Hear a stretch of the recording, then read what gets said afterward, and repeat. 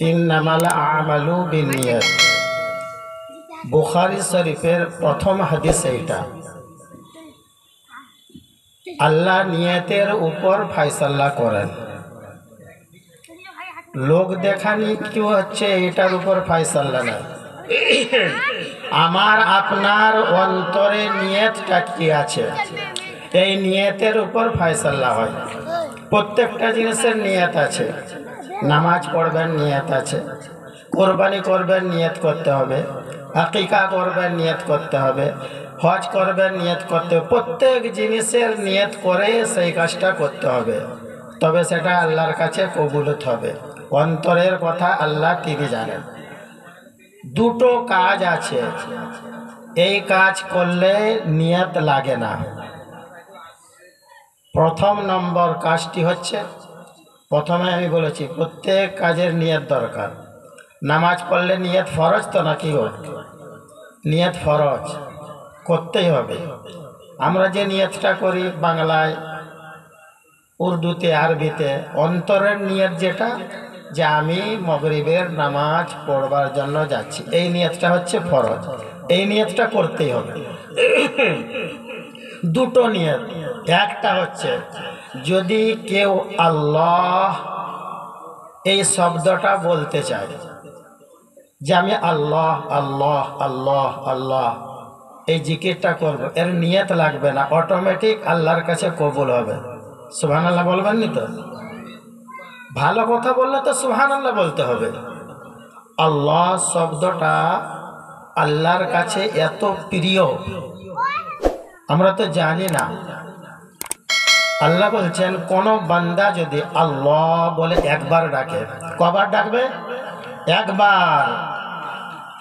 সে নামাজি হোক, বেনামাজি হোক, মদখোর হোক, তারিখর হোক, লটারি খেলুক, যাই করুক, সে একবার বলবে আল্লাহ। কখন বলবে? তার যখন প্রয়োজন হবে শুধু এইটুকুই বলবে আল্লাহ। আল্লাহ রাব্বুল আলামিন সঙ্গে সঙ্গে বলেন, ওই একবার বলে আমি 70 বার বলি লাব্বাইক, আমি আছি বান্দা, তোর কি হয়েছে? আরে তোর কি দরকার বল, আমি আল্লাহ তোর মিটিয়ে দেব। সুবহানাল্লাহ। আল্লাহ শব্দটা আল্লাহর কাছে এত প্রিয়, এর কোনো নিয়ত লাগবে না যে আমি আল্লাহ বলবো, নিয়ত করি আল্লাহ তাআলা কবুল করবে না। আল্লাহ একবার বললে আল্লাহ খুশি হয়ে যান। সুবহানাল্লাহ। বান্দার দিকে তাকিয়ে আছেন আল্লাহ, যে বান্দা আমার নাম ধরে ডাকুক, আল্লাহ শব্দটা করুক। দ্বিতীয় নম্বর, যখন দরুদ পড়া হবে এর নিয়ত লাগবে না।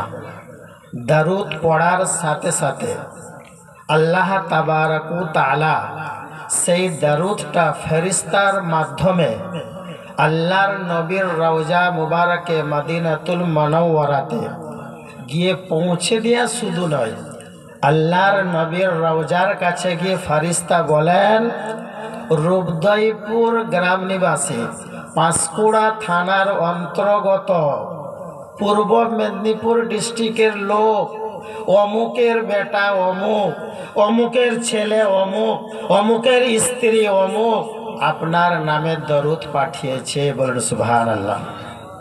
নাম ধরে বাচক করে এই দরুদটা নবীর কাছে পৌঁছানো হয়।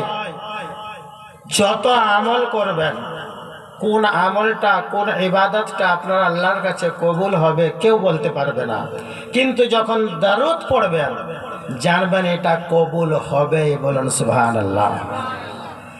এর কোনো মার নাই, বিভীষিকা নেই। দরুদ পড়লে নবীর কাছে চলে গেল, ফেরেশতার মাধ্যমে চলে গেল। আমার নবী কি বলবেন? হে ফেরেশতা, যে আমার উপর দরুদ পড়ল আমি তার মাগফিরাত কামনা করি। বলেন সুবহানাল্লাহ।